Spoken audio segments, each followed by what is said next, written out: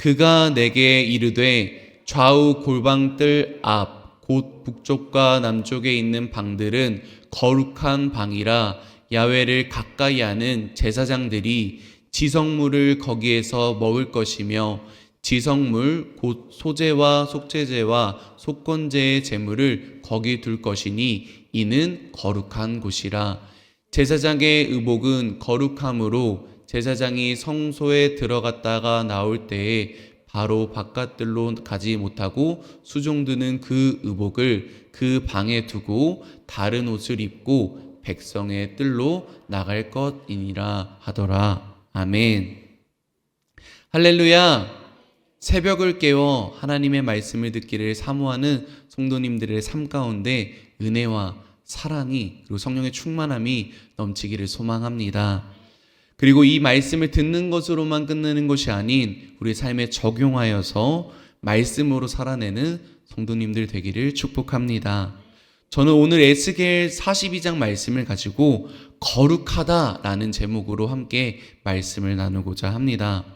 사랑하는 성도님들, 거룩하다라고 하면요, 혹시 무엇이 떠오르시나요? 아마 대부분의 성도님들은 거룩한 예배당, 그리고 예배, 성경, 기도하는 것들이 떠오르실 것입니다.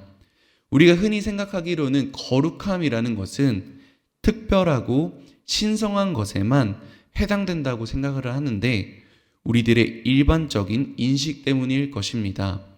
사진을 함께 보도록 하겠습니다. 혹시 기억나시나요? 예전에 예배당 강단은요, 이렇게 빨간 카페트 형식의 천이 깔려져 있었습니다. 여기 성전뿐만이 아니라 각 층의 성전마다 이런 빨간색 카페트들이 깔려져 있었는데요. 제가 초등학생 때 친구들이랑 뛰어다니다가 저 카페트를 딱 밟게 되면은 어디선가 지켜보시던 선생님과 전도사님이 이렇게 이야기를 하신 겁니다. 야! 내려와! 이렇게 말을 하십니다. 거기는 거룩한 곳이니까 함부로 밟으면 안 돼! 라고 하시는 것입니다. 그래서 저는 내려오면서 이 빨간 곳은 거룩한 곳이고 여기 밑에는 거룩한 곳이 아닌가? 라는 그런 생각을 했던 기억이 있었습니다. 그래서 이 거룩하다라는 것이 과연 무엇인지에 대해서 그때 잠깐 고민을 했던 적이 있는데요.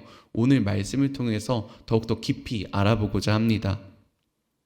에스겔 40장부터 48장까지는 하나님께서 에스겔에게 보여주신 새 예루살렘 성전의 환상입니다. 유다 왕국이 바벨론에 의해 침공당해서 솔로몬이 건축했던 성전이 다 파괴되었습니다.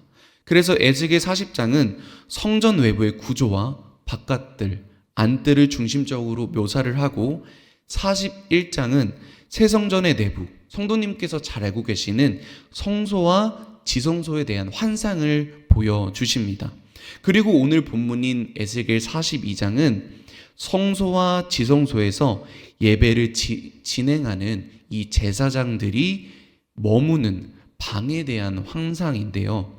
이 방에서 제사를 지낸 것을 보관하고 또 그것들을 제사장들이 먹고 제사를 드리며 입었던 옷들을 보관하는 그런 쉽게 이야기하면 휴식과 예배를 준비하는 공간이었습니다. 그런데 하나님께서 이 휴식하는 공간을 거룩하다라고 말씀하고 계십니다.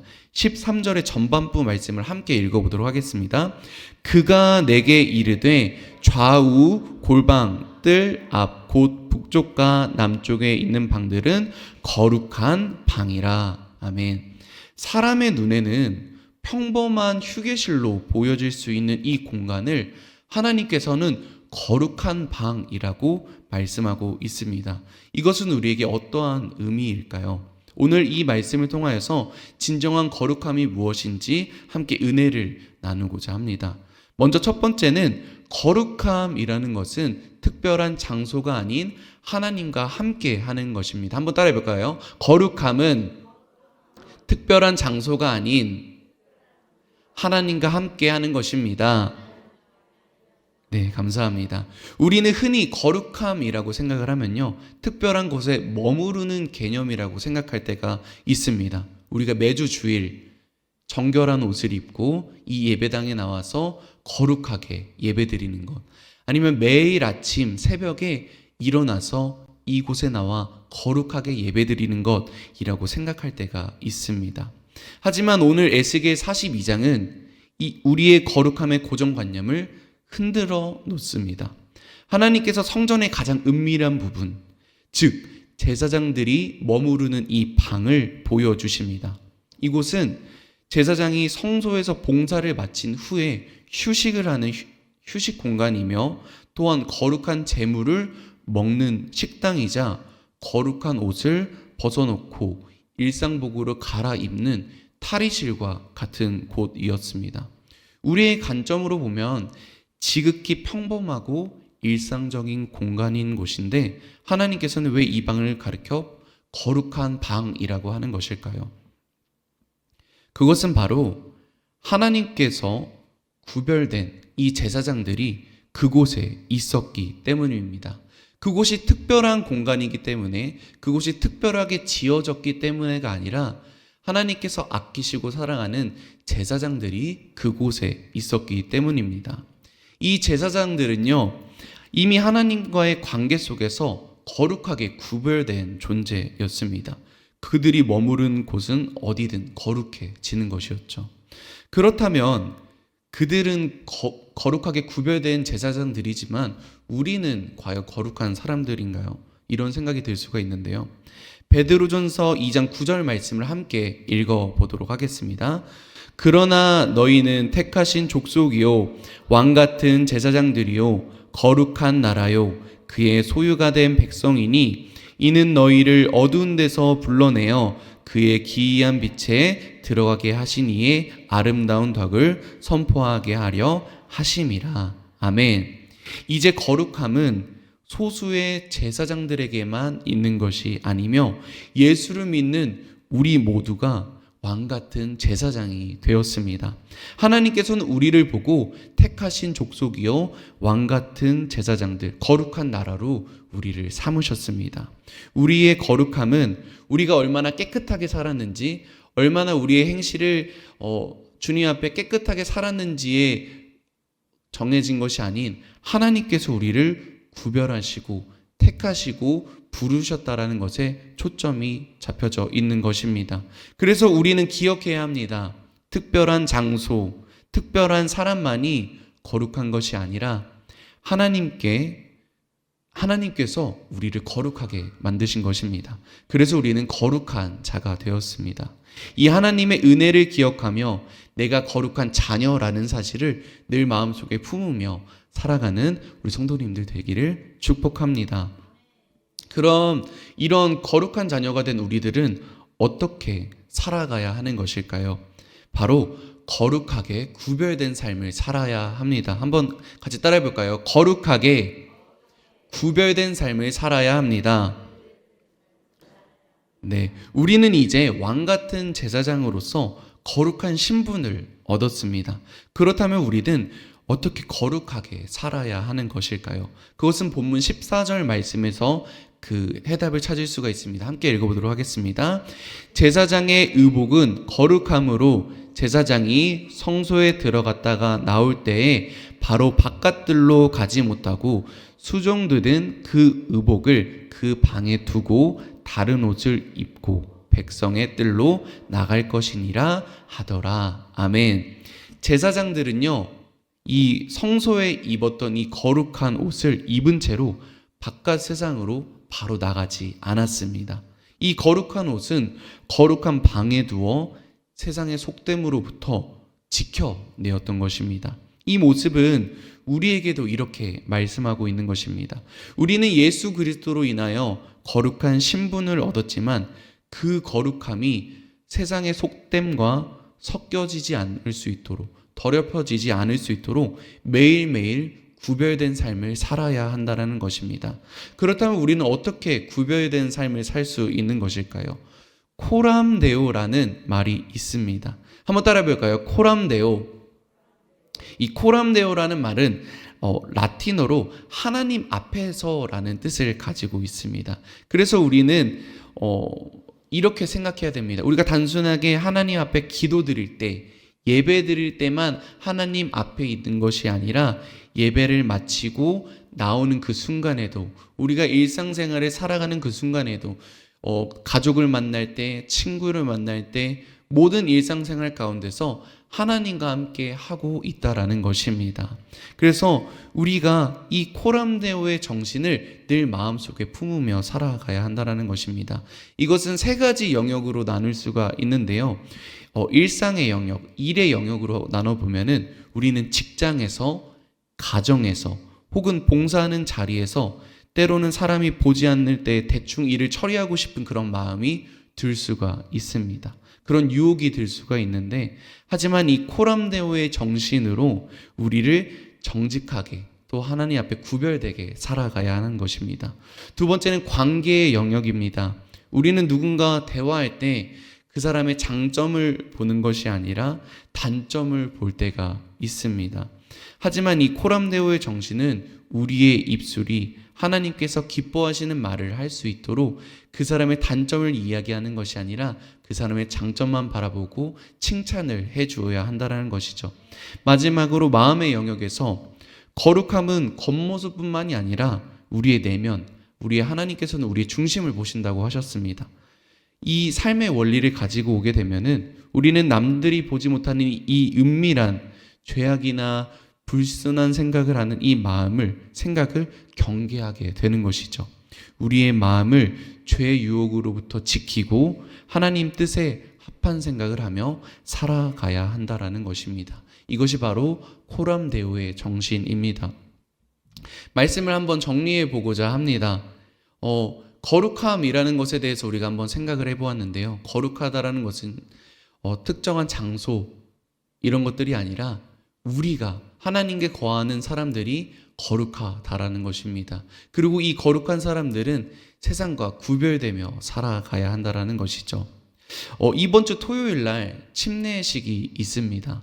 그래서 제가 사랑하고 아끼는 우리 초등부 아이들 15명이 침례를 받게 되었습니다.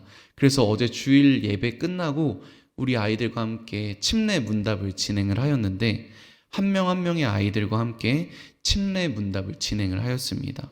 그래서 이 아이들에게 제가 이런 질문을 했습니다. 침례를 왜 받고 싶은 거냐? 엄마가 받으라고 한 거 아니냐? 라고 물어보니까 본인이 너무 받고 싶어서 라고 하는 것이었습니다. 그래서 왜 침례를 받고 싶냐라고 물어보니까 죄의 모습을 내려놓고 새로운 몸으로 거룩하게 살고 싶다라고 하는 것이었습니다. 그래서 제가 거기에다가 그랬구나 라고 하면 되는데 거룩한 게 무엇이냐라고 물어보았습니다. 그러자 이렇게 답변을 하였습니다. 거룩한 삶은 죄와 멀어지고 하나님과 가까이 하는 삶이라는 것이었습니다. 그래서 제가 거기서 끝내면 되는데 그러면 왜 이렇게 빨리 받고 싶은 것이냐? 좀 더 생각을 하고 좀 더 적용을 해서 좀 더 성장했을 때 받으면 좋지 않을까라고 물어보니까 조금이라도 젊었을 때 받고 싶다라는 것이었습니다. 제가 그 답변을 듣고 이 거룩함이란 하나님과 가까이 하는 것이구나 라는 그런 답변을 얻게 되었습니다. 그래서 1층 교구 사무실에 내려와서 오늘 할 설교 말씀을 정리하고 있는데 제가 놓쳤던 설교 본문 말씀을 찾게 되었습니다. 13절 말씀 다시 한번 좀 읽어보도록 하겠습니다.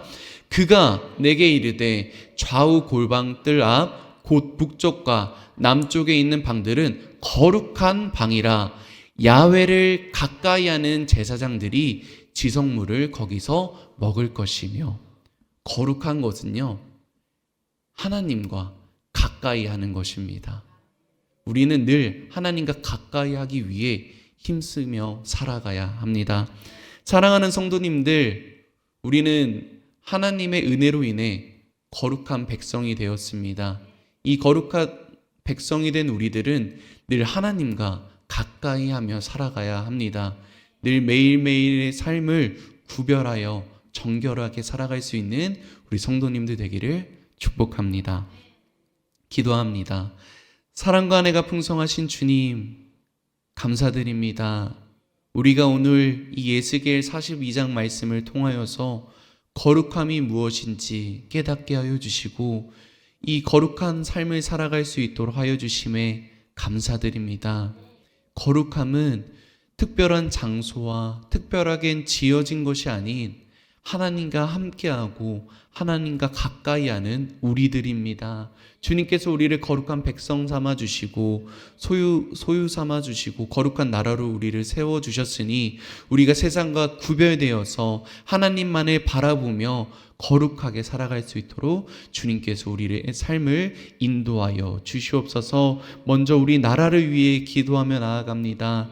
대통령과 정치 지도자들, 그리고 우리나라를 또 인도하고 있는 많은 종교 지도자들을 위해 기도하며 나아갑니다. 그들이 주님을 경외하는 마음이 생길 수 있게 도와주시고 주님 앞에 거룩하게 구별되어서 주님의 기쁨이 되기를 힘쓸 수 있도록, 또 주님을 경외하는 마음이 생길 수 있도록 그들을 불쌍히 여겨 주시옵소서. 우리 교회를 위해서 기도합니다. 주님께서 세워주신 주정빈 담임 목사님과 함께 사역을 하고 있는 13명의 교육자들을 위해 주님께서 성령의 충만함으로 함께 해주셔서 늘 은혜의 말씀, 진리의 말씀이 선포될 수 있도록 주님 함께하여 주시옵소서. 또한 우리 교회가 주님의 기쁨이 되기를 힘쓸 수 있는 교회 될 수 있도록 하여 주시옵소서. 우리 성도님들을 위해서 기도합니다. 우리 성도님들이 각자 가지고 있는 이 기도 제목들이 주님의 때에 주님의 방법으로 응답받을 수 있게 도와주시옵고 늘 성령의 충만함으로 매일매일 기쁨의 삶, 은혜의 삶을 살아갈 수 있도록 주님 인도하여 주시옵소서.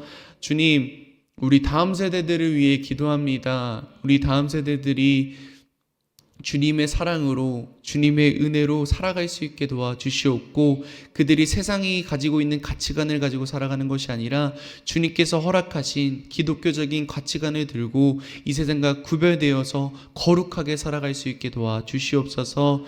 또 이번 주에 있을 우리 청년부 수련회를 위해 함께하여 주시고 몽골 선교를 위해서도 함께하여 주시옵소서. 이 모든 말씀 우리를 정말 많이 사랑하시는 예수님의 이름으로 기도드립니다.